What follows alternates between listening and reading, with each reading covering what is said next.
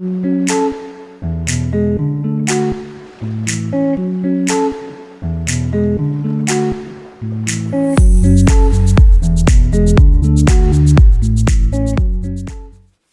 Pisces, this is your February 2025 soul story. If you have a sun, rising or moon in the sign, this is your reading for the month ahead. It's Romy. Thanks so much for joining me. We're going to open up this month for you with the energy of the Six of Coins, and it definitely feels like reciprocity is an important theme in your consideration through the course of this month. Now, it almost feels like you're held in a really beautiful light-filled space in February. We open the month with Venus and Neptune and the North Node having this collective cosmic conversation, and it feels really transcendent, like something is downloaded, something is received by you, something is understood by you. And I think how that will translate, particularly in the first part of February through Aquarius energy, your 12th house, is really what you need to stop doing, and a reminder perhaps of, you know, where you've been pouring energy into something and either you're no longer enjoying it, it's not working for you, it's not delivering anything back for you. And I think the realizations are, you know, pretty clear and pretty profound at the beginning of February. By the time you make your way to the new moon in your sign on the 27th, I think you'll have the clarity about what needs to happen. One of the really important things is actually understanding, you know, if this is not something I want to continue doing, or if this was no longer part of my, you know, my experience or my setup, you know, what would I replace it with? What would be preferable? And I think that's like almost the important question, line of questioning, if you like, that you need to sit with and journal around and contemplate, because that's where I feel answers are going to start to come through for you. Now, I think you've got support coming in actually, and I do think that you're set to see the ways in which you can bring more balance to different situations. It may not all happen in the month of February, but there's certainly an understanding because of what you are leaning into or are receiving in that first part of February. So pay attention. Now, Venus comes out of your sign on the 3rd, shifting into Aries, bringing some fire, bringing some passion and some heart. And that, I think, will help. It will help, you know, to really know what matters to you, what's important to you. The big news in February is we're going to see both Jupiter and we're going to see Mars stationing direct. Really good news in terms of just feeling like you're maybe more equipped to be able to take action in certain areas. Now, one of the things I want to say to you is it feels, right, that it's important to recognize that you're never necessarily going to arrive at an absolutely perfect strategy. Okay, all strategies are going to have some element of compromise or flaw or, you know, inadequacy in some way, shape or form if you kind of scrutinize them for long enough. That said, it feels like judgment comes through with a sort of fairly direct invitation, and, you know, just says we're at a point in time here where we need to bring some boldness and some bravery. We need to be able to kind of speak our truth, and we need to be able to move on the things that matter. And, you know, I feel like it's almost a bit of a mantra for you. It's just like, I need to move on the things that matter to me. And however that comes around, you know, it feels like you're also recognizing what is in and what is out of your control, because it would be fair to say that there may be much draining and depleting your energy that is external to you. And it almost feels, you know, February has this experience for you, Pisces, where, you know, you can almost make your own bubble, your own world, the one that you create so vividly, so creatively, so beautifully when you're in your light, and sort of operate from that perspective to help reimagine what needs to happen.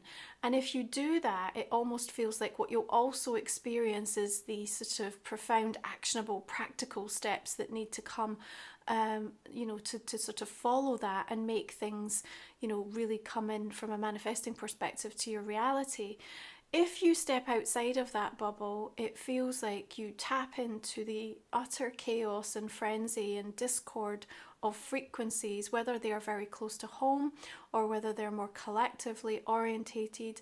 And it feels like it could be super confusing in terms of what you've been trying to work through or what it is that you felt intuitively, because it may be at odds. It could be something that feels like it really compromises like what you felt was your truth, or where you felt good, or where you knew that you needed to move because it was something that mattered to you. So just keep that in mind.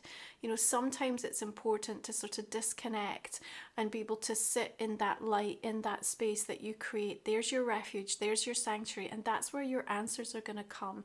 And your ability to be able to kind of transcend and reimagine things is more powerful than it's ever been, okay? So Jupiter direct in Gemini on the 4th will bring some green light energy through for you, okay? You've learned a lot, particularly about the way in which you absorb, process, and think about information, right? We then have our full moon arriving in Leo on the 12th, okay? So fiery heart energy, where your courage is, you know, being asked for. And yet the Four of Cups could also leave you in a place where, you know, I almost want to say is it's like sometimes when we know we are going to arrive at a decision or something has just happened, it almost takes everything from us just in the contemplation to get to the point of knowing what we need to do, right? And sometimes that can then just almost create this place where we then need to sort of numb out or check out, because we just need to sort of recalibrate and kind of restore and rejuvenate our energy. So the Four Cups reminds me that, you know, there are times that you just need to just take a step back and just allow yourself maybe to not think about anything and sort of find that neutral energy. That's going to be really helpful, you know, as you build up, particularly around the full moon in Leo. You know, I think it can be, it should be a positive experience, you know, when you're tapping into some of the ways that it's going to help you find your light and step out and communicate the things that matter and are important to you, especially as Mercury is shifting into your sign on the 14th, you know, under that luminary light. However, there's also a sense of when you need to and when it feels like there's too much drama, too much conflict, that checking out energy, that slight numbness, and maybe retreating into that bubble of light that we talked about is going to be super helpful for you, because I think there's a realization that actually, you know, the things you're stepping back from are completely out of your control anyway. And what you need more than anything right now is to be able to actually just recalibrate, like, yourself, just come into a more grounded, clear thinking way. And you will, because I know by the time we get to that new moon in Pisces, there's something that's like really kind of struck you. And you will sort of stand by it. It's almost like a promise, a commitment, a decision, you know, something that's going to come through in the month of February that's quite challenging to arrive at, but actually once you get there, you're going to feel really good about it.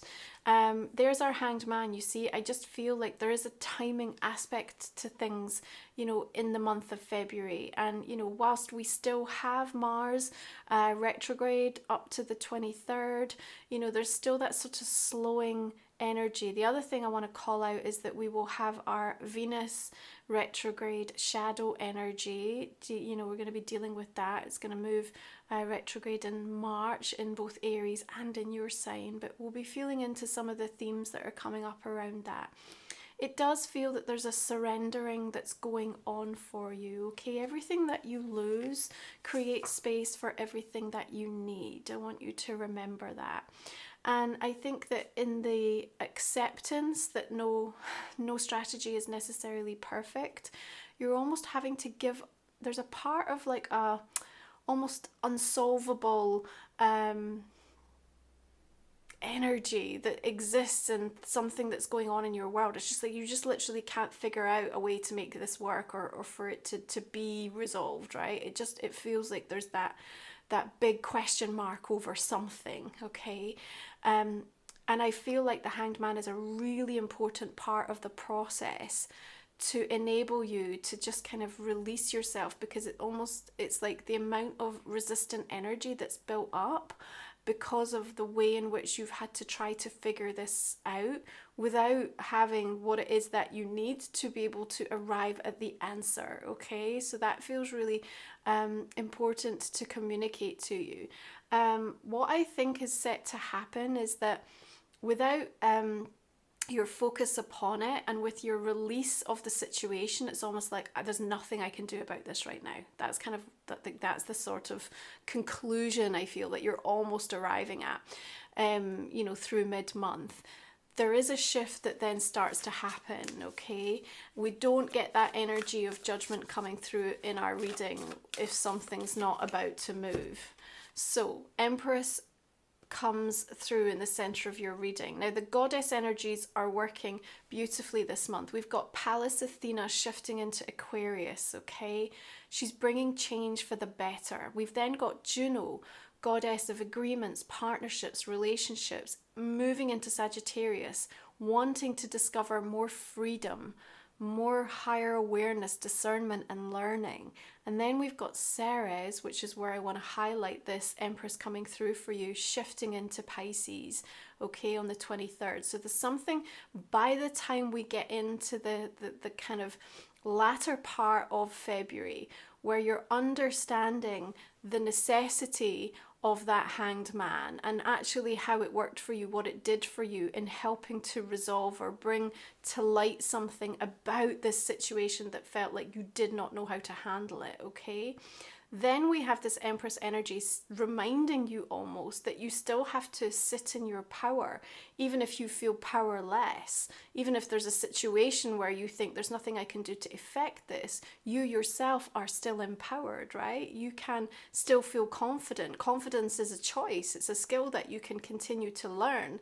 And it feels like there's new creative solutions that start to formulate. And then what will happen is you will return to what came through to you at the beginning part of the month, and then it will make more sense. You will connect the dots with something, and all of a sudden something feels like it's blossoming or coming back to life or making much more sense to you in terms of what the next actionable step needs to be, okay? Now the sun will have shifted into your sign by this point, you know, from the 18th onwards. And it feels, you know, the minute that that Mars stationing direct in Cancer takes place and the build up to that new moon on the 27th is underway, you are so much more prepared, right? And you feel much more secure about what you're about to do or the conclusions that you've arrived at, okay? Now the Empress and, you know, the King of Pentacles here are also bringing some very sage advice through for you, okay? So it feels like you can tap into this archetypally. It feels like you're able to draw on it from your higher self, but there are also people around you that are wanting to ensure that the steps that you take and the support you have is going to continue to strengthen the foundations, build the foundations, and provide the renewal that's necessary for you, okay? It's quite a sort of almost robust partnership that also brings some heart, but it also has some measurable practical steps that you know need to happen, okay? So I think you're incredibly protected and directed through the month of February, okay? And I think around that new moon there is something that's quite remarkable taking place by way of a conversation, and again you'll realize that some of that sort of liminal space that you had to operate in temporarily through the month with that Four of Cups and the Hanged Man actually served you. You know, it helped other things get into alignment and bring the right order of events through, okay? And this makes a huge difference in terms of like how you also see other people's participation or what other people have to say about what's going on for you, okay? There's some sort of translation that feels like it's improved or better understood, or you know, the exchange is revisited. Again, that Six of Coins, you know, where we talk about this idea of reciprocity.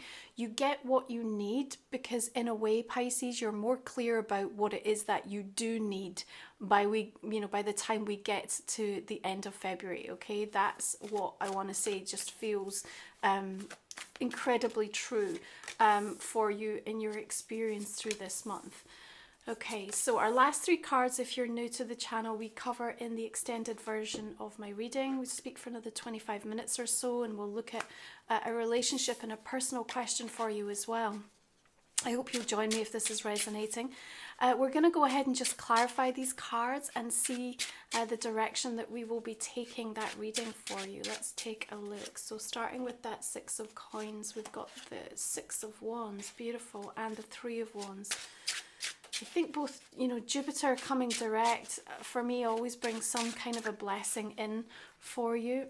In your 4th house it shows up as well. So King of Swords here, Queen of Swords with that energy of the Judgment. See, there's your clarity comes, your focus comes. So, you know, you don't need to chase anything. And remember, whilst Mars is still retrograde, it's not about force. It's about allowing the waves to sort of crash on the shoreline and then leave the jewels, like leave the things that, you know, you need to explore and you need to understand and that can support you and help you. 10 of Cups we've got here, Knight of Pentacles. Right, Six of Swords and the Two of Wands. You see, you need time for the planning. And it's almost like I keep seeing you like poring back over a strategy or a plan or trying to figure out how to do something and just realizing that you can't find, you know, a perfect way to execute this. That's okay.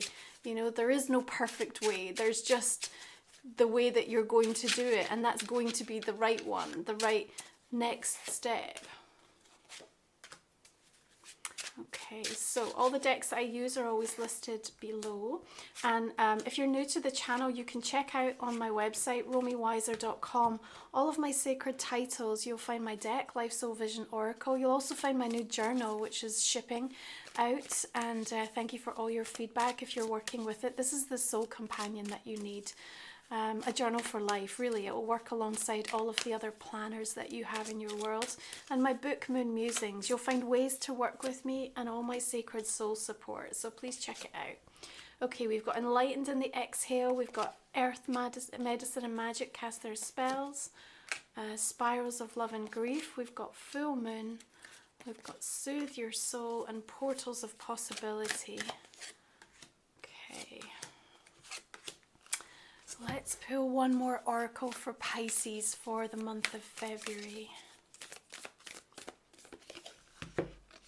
Right, we've got last quarter moon in Aquarius. Reflect on your priorities.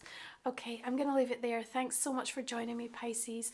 I hope you'll hop on to the extended. Have a beautiful month of February. Happy solar returns if you have a birthday this month. And I'll see you again next time. Bye for now.